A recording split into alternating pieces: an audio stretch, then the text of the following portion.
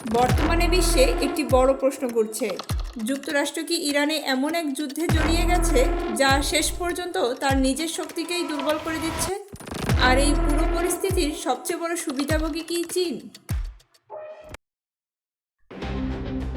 ইরানের সাথে যুদ্ধের মাত্র ৩৯ দিনের মধ্যেই যুক্তরাষ্ট্র ব্যাপকভাবে উন্নত অস্ত্র ব্যবহার করেছে। তার মধ্যে প্যাট্রিয়ট মিসাইল ১৪৩০টিরও বেশি, টমাহক ৮৫০টিরও বেশি, SM-3 এবং SM-6 অগণিত। এই অস্ত্রগুলো সাধারণ কোনো অস্ত্র না, এগুলো খুবই দামি এবং অত্যাধুনিক।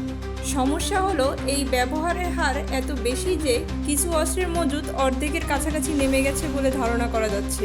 আর এইখানেই শুরু আসল সমস্যা। এই মিসাইলগুলো দ্রুত তৈরি করা যায় না, যেমন টমাহক মিসাইল ও থার্ড ইন্টারসেপ্টর। এইগুলো তৈরি করতে সময় লাগে, প্রযুক্তি লাগে এবং তার থেকেও বড় বিষয় ইন্ডাস্ট্রিয়াল ক্যাপাসিটি লাগে। অনেক বিশ্লেষক বলছেন কিছু অস্ত্র আবার আগের মতো মজুত করতে 4 বছরেরও বেশি সময় লাগতে পারে। মানে হঠাৎ যদি বড় যুদ্ধ শুরু হয়, যুক্তরাষ্ট্র তখন পুরো প্রস্তুত নাও থাকতে পারে। ঠিক এই সময়ে চীন কি করছে? তারা প্রশান্ত মহাসাগরে নিজেদের শক্তি দেখাচ্ছে। বালিকাতান 2026 মহড়ার আশেপাশে চীনের নৌবাহিনী সক্রিয় হয়ে উঠেছে। এমনকি তাদের সবচেয়ে শক্তিশালী যুদ্ধজাহাজ টাইপ 055 ডিস্ট্রয়ার সেখানে মোতায়েন করা হয়েছে।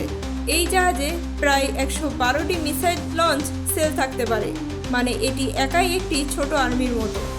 আর সবচেয়ে ভয়ঙ্কর বিষয় হলো চীনের হাইপারসোনিক অস্ত্র YJ-21 মিসাইল, গতি ম্যাক 6 থেকে 10 এবং পাল্লা প্রায় 1500 কিলোমিটার।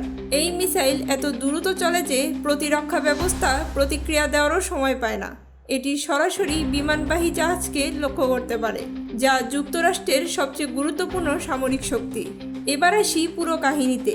একদিকে যুক্তরাষ্ট্র ইরানে বিপুল অস্ত্র ব্যবহার করছে এবং তাদের মজুদ কমছে, অন্যদিকে চীন ধীরে ধীরে তাদের শক্তি বাড়াচ্ছে এবং নতুন প্রযুক্তি দেখাচ্ছে।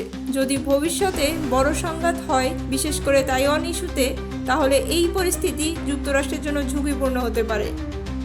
তাহলে প্রশ্নটা রয়েই গেল, ইরান যুদ্ধ কি সত্যি একটি কৌশলগত ফাঁদ, নাকি এটি শুধু একটি সাময়িক চাপ?